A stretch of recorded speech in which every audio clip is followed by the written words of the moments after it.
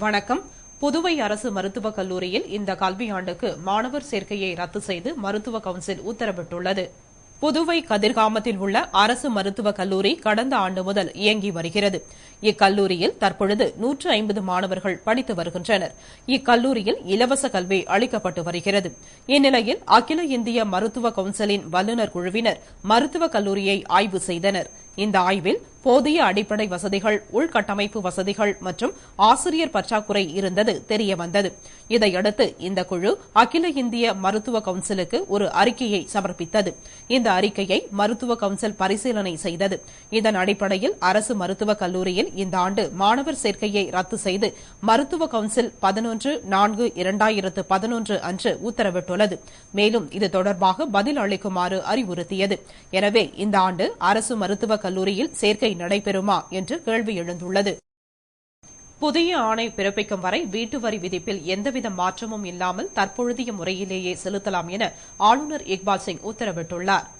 இது தொடர்பாக அவர் கூறுகையில், புதுவையில் புதுவை நகராட்சி, உழவர்கரை நகராட்சி என 2 நகராட்சிகளும், காரைக்கால், மாஹே, ஏனாமில் தலா ஒரு நகராட்சி என மொத்தம் 5 நகராட்சிகள் உள்ளன.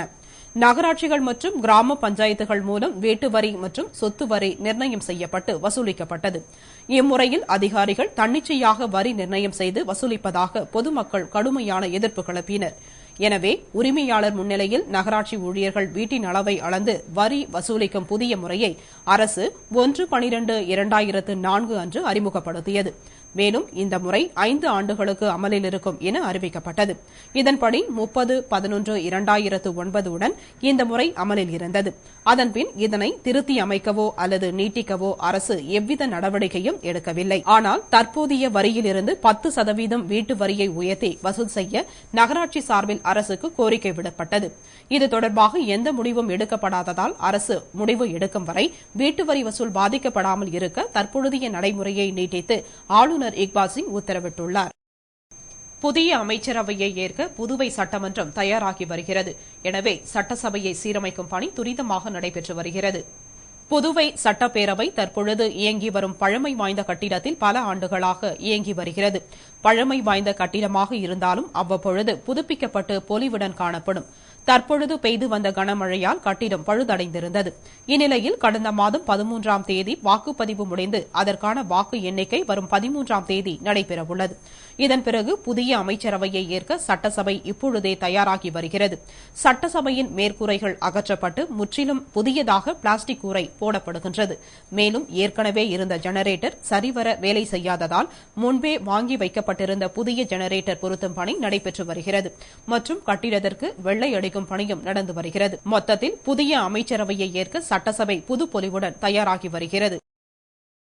புதுவை உருளையன்பேட்டை மங்கலட்சுமி நகரில் ஏற்பட்ட பெரும் தீ விபத்தில் பாதிக்கப்பட்டவரை திமுக மாநில இளைஞரணி அமைப்பாளரும் சட்டமன்ற உறுப்பினருமான திரு சிவா நேரில் சந்தித்து ஆறுதல் கூறினார்.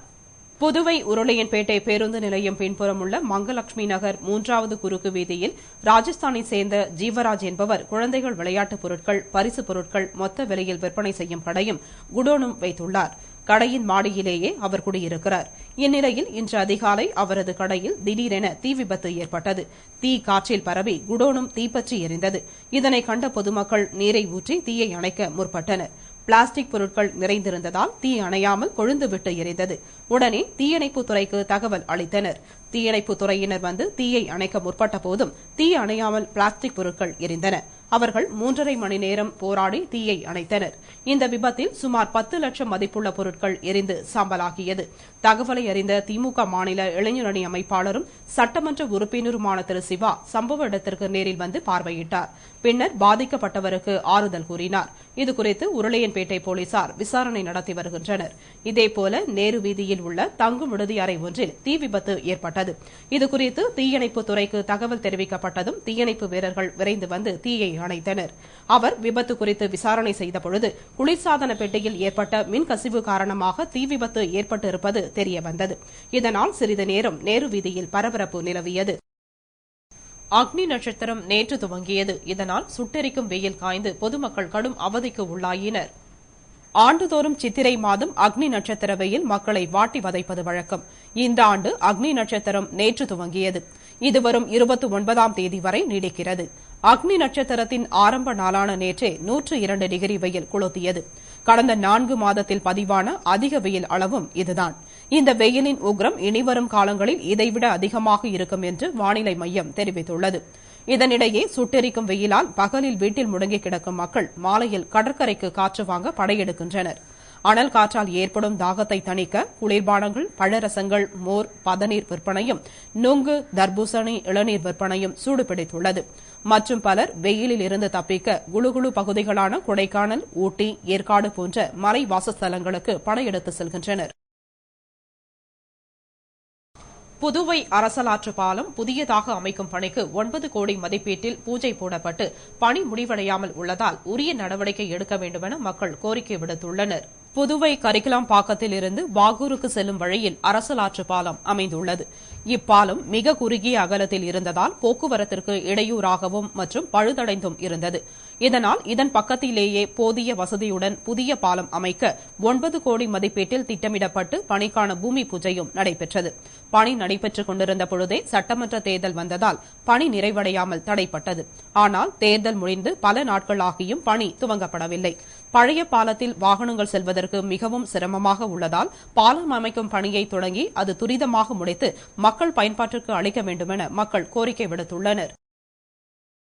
புதுவை கிருஷ்ணா நகரில் மின்கம்பிகள் மிகவும் தாழ்வாக செல்வதால் சாலை அமைக்கும் பணிகள் பாதிக்கப்பட்டுள்ளது. எனவே மின்துறை உரிய நடவடிக்கை எடுக்க வேண்டுமென பொதுமக்கள் கோரிக்கை விடுத்துள்ளனர். புதுவை கிருஷ்ணா நகரில் பல கோடி செலவில் சாலை அமைக்கும் பணிகள் நடந்து வருகிறது. ஆனால் பெரும்பாலான சாலைகளில் பணிகள் முடிவடைந்த நிலையில் 12வது சாலையில் மட்டும் மின்கம்பி தாழ்வாக செல்வதால் சாலை பணி தடைப்பட்டுள்ளது. இவ்வாறு தொங்கும் மின்கம்பிகளை சரி செய்ய வேண்டுமென பொதுமக்கள் தெரிவித்தும் மின்துறை நடவடிக்கை எடுக்காததால் பணிகளை தொடர முடியாமல் நிறுத்தி வைக்கப்பட்டுள்ளது. மேலும் போக்குவரத்திற்கும் சிரமமாக உள்ளது. இதனால் புதியதாக வீடு கட்டுபவர்கள் லாரியில் செங்கல், மணல் முதலியவற்றை கொண்டு செல்ல முடியாது வீடு கட்டும் பணியை நிறுத்தி வைத்துள்ளனர். மேலும் தற்காலிகமாக மின்கம்பிகளை குச்சிகள் மூலம் நிறுத்தி வைத்துள்ளனர். மக்களின் நலன் கருதி மின்துறை இவற்றை சீர் செய்து கொடுக்காவிட்டால் அப்பகுதி மக்கள் ஒன்று திரண்டு போராட்டம் செய்ய முடிவு செய்துள்ளனர். பெட்ரோல், டீசல் விலை லிட்டருக்கு 5 ரூபாய் உயர்கிறது. இதற்கான அதிகாரப்பூர்வ அறிவிப்பு மே 11ஆம் தேதி வெளியிடப்படும் என கூறப்படுகிறது. சர்வதேச அளவில் கச்சா எண்ணெய் விலை தொடர்ந்து அதிகரித்துக் கொண்டே போகிறது. சர்வதேச விலைக்கு ஏற்ப உள்நாட்டிலும் மாதந்தோறும் விலையை உயர்த்திக் கொள்ள பொதுத்துறை எண்ணெய் நிறுவனத்திற்கு மத்திய அரசு அனுமதி வழங்கியது. அதன் அடிப்படையில் கடந்த ஜூன் மாதம் முதல் ஜனவரி மாதம் வரை 6 முறை விலை உயர்த்தப்பட்டது. இதனிடையே 5 மாநிலங்களின் தேர்தலை முன்னிட்டு ஜனவரிக்கு பிறகு விலை உயர்த்தப்படவில்லை. இதனால் மாதம் ஒன்றுக்கு 6000 கோடி இழப்பு ஏற்படுவதாக கணக்கிடப்பட்டுள்ளது. எனவே பெட்ரோல், டீசல் விலை உயர்த்த மத்திய அரசு முடிவு செய்துள்ளது. மேற்கு வங்கத்தின் கடைசி கட்ட தேர்தல் 10ஆம் தேதி முடிவடைந்தவுடன் 11ஆம் தேதி இந்த விலை உயர்வு அமலுக்கு வரும் என்றும் இந்த விலையேற்றத்திற்கு தேர்தல் ஆணையம் அனுமதி வழங்கியிருப்பதாகவும் கூறப்படுகிறது. புதுவை பேருந்து நிலையத்தில் உள்ள சிறுநீர் கழிக்கும் அறை போதிய அளவு பராமரிப்பு இல்லாததால் துர்நாற்றம் வீசுகிறது. இதனால் பேருந்து நிலையத்திற்கு செல்லும் மக்கள் சிரமத்திற்கு உள்ளாகின்றனர். புதுவை பேருந்து நிலையத்தில் மக்களின் நலன் கருதி நகராட்சி சார்பில் கட்டணமின்றி இலவசமாக சிறுநீர் கழிப்பறை உள்ளது. முன்பு நல்ல முறையில் இயங்கி வந்த கழிப்பறை தற்பொழுது போதிய பராமரிப்பு இன்றி எவ்வித வசதியும் இல்லாமல் உள்ளது. இதனால் பேருந்து நிலையத்தில் துர்நாற்றம் வீசுகிறது. மேலும் நோய் பரவும் அபாயம் ஏற்பட்டுள்ளது. மேலும் இங்கு உள்ள தடுப்பு சுவர் மற்றும் வலை பழுதடைந்து உள்ளதால் மறைப்பு சுவர் இல்லாமலேயே மக்கள் இதனை பயன்படுத்துகின்றனர். இது பேருந்தில் செல்வோரை முகம் சுளிக்க வைக்கிறது.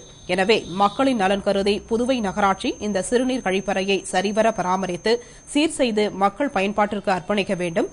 அவ்வாறு இல்லாவிட்டால் அதனை அங்கிருந்து அகற்ற நடவடிக்கை எடுத்து மக்களின் சிரமத்தை போக்க வேண்டுமென மக்கள் விரும்புகின்றனர்.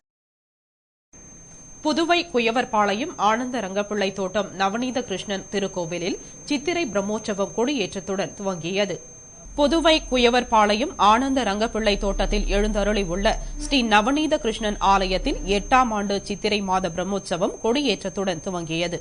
இதனை முன்னிட்டு கிருஷ்ணனுக்கு சிறப்பு திருமஞ்சனம், அலங்காரம் மற்றும் ஆராதனையும் பகவானின் உள்புறப்பாடும் நடைபெற்றது. பின்னர் துவஜாரோகணம், பிரம்மாதி தேவ வந்தனம் ஆகிய நிகழ்வுகள் நடைபெற்றன. விழாவினை முன்னிட்டு திரளான பக்தர்கள் ஆலயத்திற்கு வந்து சுவாமி தரிசனம் செய்தனர். விழாவிற்கான ஏற்பாட்டினை ஆலய உரிமையாளர்களும் விழா குழுவினரும் செய்திருந்தனர். இத்துடன் செய்திகள் நிறைவடைந்தன. வணக்கம்.